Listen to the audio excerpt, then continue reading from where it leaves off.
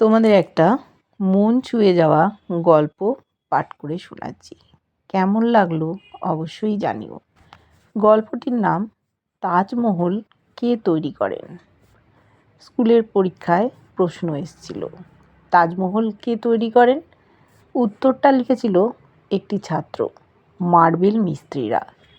পরীক্ষার খাতা দেখতে দেখতে চমকে উঠলেন মানিকবাবু। ক্লাস 8-এর ইতিহাস পরীক্ষার খাতা, এটা কি উত্তর? প্রথমে একচোট হাসলেন, তারপর রাগ হলো। এত কষ্ট করে ইতিহাস পড়ানোর এই রেজাল্ট! লাল কালির পেনটা দিয়ে লাইনটা কেটে একটা বড় করে শূন্য বসিয়ে দিলেন মানিকবাবু। হোপলেস, কিচ্ছু হবে না। খাতা ঘুরিয়ে নামটা দেখলেন তারিফ আহমেদ। ওদিকে আবার দেরি হয়ে যাচ্ছে স্কুলের। বাকি খাতাগুলো স্কুল থেকে এসে দেখতে হবে, আর দেরি করলে ট্রেনটা মিস হয়ে যাবে। খাতার বান্ডিলটা বেঁধে প্লাস্টিকের প্যাকেটে মুড়ে তাকের উপর রেখে স্কুলে যাওয়ার জন্য উঠলেন মানিকবাবু। মানিকবাবু উত্তর 24 পরগনার অজপাড়া গ্রামের একটা স্কুলের ইতিহাসের শিক্ষক। ছাত্রদের পড়ানোর ব্যাপারে কোনো ত্রুটির কথা বলে সবচেয়ে বড় শত্রুও মানিকবাবুর দিকে আঙুল তুলতে পারবে না। প্রায় 95% ছাত্রই খুব গরিব পরিবারের। কারোর বাবা ভ্যান টানে, কেউ বা দিনমজুরের কাজ করে, কেউ বা ইটভাটার শ্রমিক। ছাত্রদের মধ্যে অনেকেই স্কুল থেকে ফিরে কেউ বা স্কুল কামাই করে বিভিন্ন কাজ করার জন্য, কিছু পয়সা রোজগারের জন্য। তার মধ্যেও মানিকবাবু স্বপ্ন দেখেন তার ছাত্রদের নিয়ে। নিজের পকেট থেকে পয়সা খরচ করে টুকটাক বইপত্র কিনে দেন। নিজের খরচে আঁকা প্রতিযোগিতার আয়োজন করেন। স্কুল ছুট ছাত্রদের তিনি চেষ্টা করেন যাতে তারা ভালো করে পড়াশুনো করে বড় হতে পারে। টিফিনের পর 8-এর ক্লাস ছিল মানিকবাবুর। ক্লাসে ঢোকার সময় মনে পড়ে গেল সকালের খাতা দেখার কথা। হ্যাঁ, ছেলেটার নাম মনে আছে, তারিফ আহমেদ। মনে থাকবে না? ছি ছি, কী উত্তর! এতদিন ইতিহাস পড়ানোর ফল তার। ছেলেটাকে চেনেন মানিকবাবু। কালো করে মাথায় ঝাঁকড়া চুল, কান দুটো একটু খাড়া খাড়া।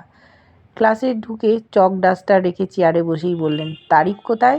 এসেছে আজ? বাকি ছাত্ররা সমস্বরে উত্তর দিল, না স্যার।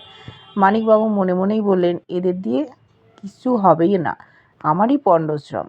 তারপর 5 দিন কেটে গেল, তারিফ স্কুলে আসছে না। টিচার্স রুমে এসে মানিকবাবু জিজ্ঞেস করলেন, আপনারা কেউ ক্লাস 8-এর তারিফ আহমেদের ব্যাপারে জানেন? 10 দিন হয়ে গেল আসছে না। অঙ্কের দিলীপবাবু মোবাইল খুটখুট করতে করতে বললেন, দেখেন স্কুল টুল ছেড়ে কোথাও কাজে ঢুকলো হয়তো। ওই বাস স্ট্যান্ডের ওখানে মফিজুলের চায়ের দোকান, ও যেন কি একটা হয় তারিফের, গিয়ে খোঁজ নিয়ে আসুন। ছুটির পর স্কুল থেকে বেরিয়ে শটান মফিজুলের চায়ের দোকানে হাজির হলেন মানিকবাবু। আরে আসেন আসেন মাস্টারমশাই, বসেন। না গো, আমি চা খেতে আসিনি, পরে একদিন আসবো। বলছি, তুমি তারিফকে চেনো? আমাদের স্কুলে পড়ে, দিন 10 হলো আসছে না। কি হয়েছে কিছু?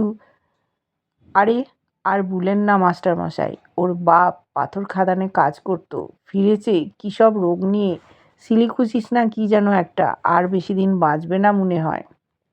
কথাটা শুনে যেন ধাক্কা লাগলো মানিকবাবুর। অতটুকু একটা ছেলে এবার পড়বে কি করেও?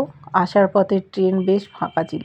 মানিকবাবুর মন খুচখুচ করছে, কি এমন রোগ যে বাঁচবে না তারিফের বাবা?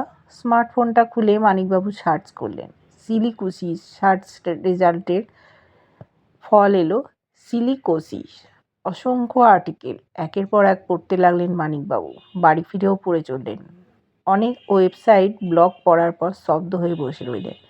সিলিকোসিসকে বলা যেতে পারে শ্রমঘটিত রোগ। যারা পাথর খাদানে পাথর ভাঙার কাজ করেন তাদের ফুসফুসে দীর্ঘদিন ধরে সিলিকা জমতে জমতে এই রোগ হয়। শুধুমাত্র ভারতবর্ষে এই রোগে 50 লক্ষ মানুষ আক্রান্ত।